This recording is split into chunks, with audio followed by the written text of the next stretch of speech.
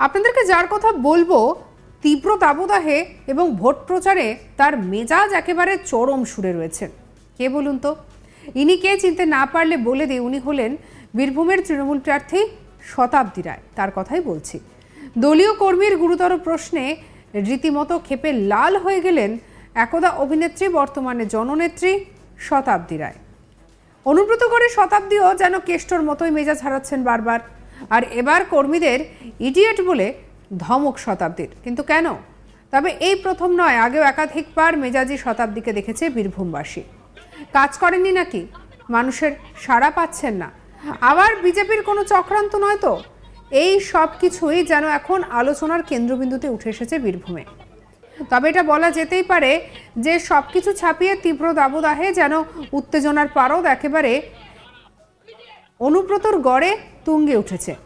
এই ঘটনাটি বীরভূমের দুবরাজপুর ব্লকের হেমতপুর পঞ্চায়েত এলাকা থেকে নির্বাচনী প্রচার শুরু করেন বীরভূম লোকসভা কেন্দ্রের তৃণমূলের প্রার্থী শতাব্দী রায়।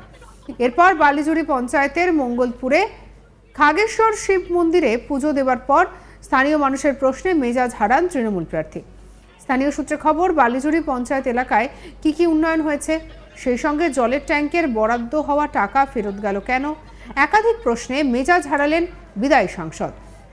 এবং এতটাই উত্তেজিত হয়ে পড়েন শতাব্দী রায় যে তিনি নিজের দলের কর্মীকে ইডিয়েট বলেন।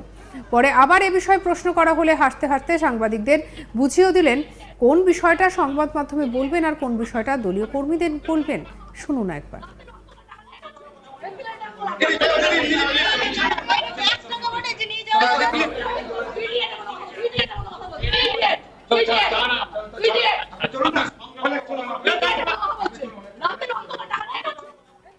এদিকে তৃণমূল প্রার্থী শতাব্দী রায়ের কি বক্তব্য শোনাবো।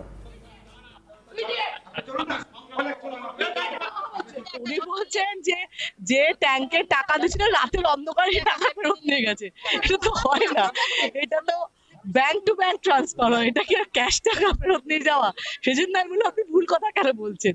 তো উনি এসছেন, বলছেন না আমি ওটা মানে করতে চাই না, আমি কি বলেছি বলছে। আমি ওর সাথে কথা বলবো, এটা আপনার জন্য নয়, ঠিক আছে?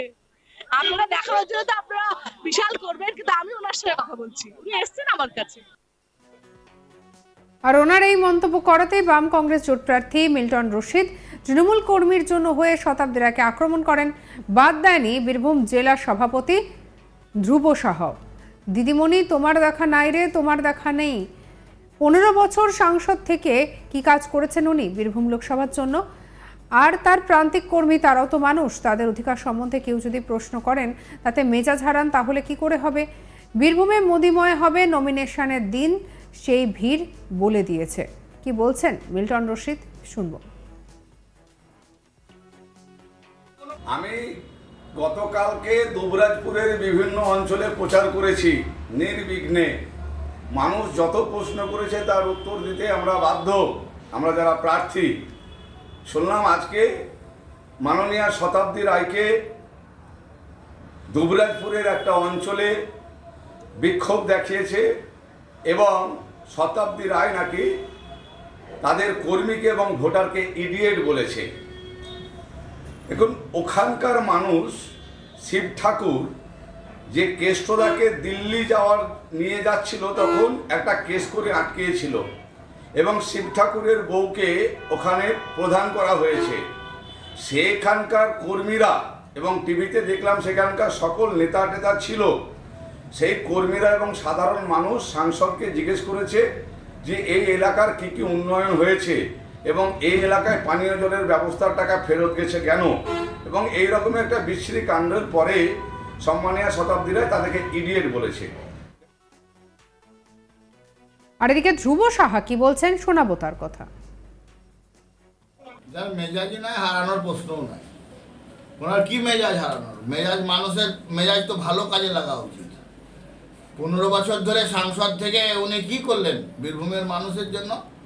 স্বাভাবিকভাবে এতদিন কোনো জায়গায় দেখা পাওয়া যায়নি। বীরভূমের মানুষ বলেছে দিদি তোমার দেখা নাই রে, তোমার দেখা নাই।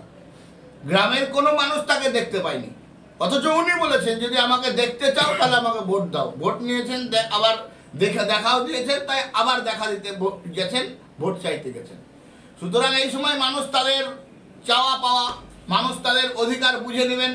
এই যদি কেউ বলে সে তৃণমূল কংগ্রেসের যারা কর্মী, তার প্রান্তিক কর্মী, তারাও তো মানুষ।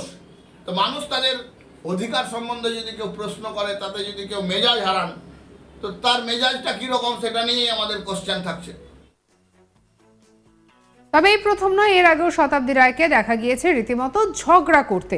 কিছুদিন আগে প্রচার চলাকালীন ঝগড়া শুরু করে দিয়েছিলেন তৃণমূল প্রার্থী শতাব্দী রায়। এত গরমে তারকা প্রার্থী এসি গাড়ি নিয়ে নেমে একেবারে মেজাজ হারিয়ে ফেলেন। কি বলেছিলেন সে সময় শুনবো। তোমাদের সেখানে বিক্ষোভ হয়নি, তোমরা কেন মিথ্যা কথা বলছো যে গাড়ি আটকে বিক্ষোভ করছে? ওরা বলছে আমরা আবেদন করছি, আমরা ভালোবাসি, এতগুলো কথা বলছি, এতগুলো নেগেটিভ কথা বলছি।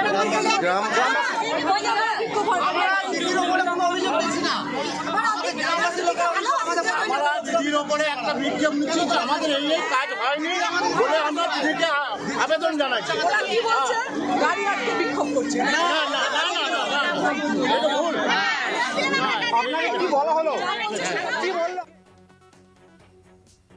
স্বাভাবিকভাবে বুঝতেই পারছেন যে একেবারে উত্তেজনা ছড়িয়েছে। আর এদিকে আমাদের কালিক কি বলছেন শোনাবো।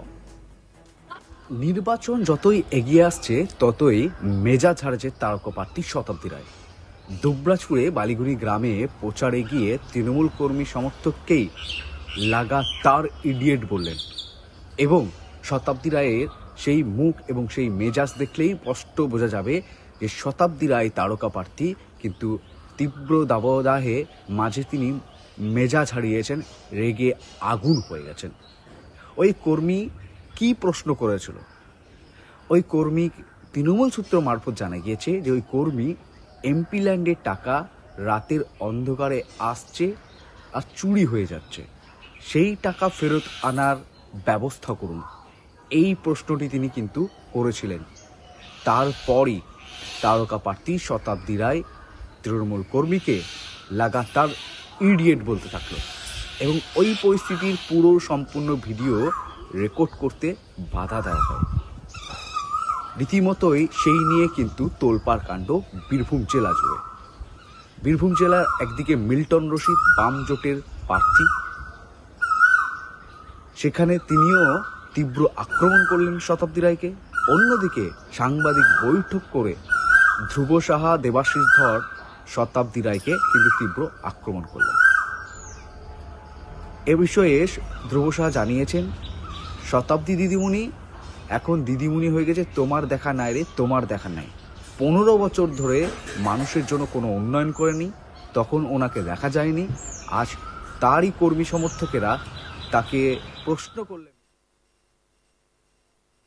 সঙ্গে রাখুন আজ তাক বাংলাকে, সাবস্ক্রাইব করতে ভুলবেন না।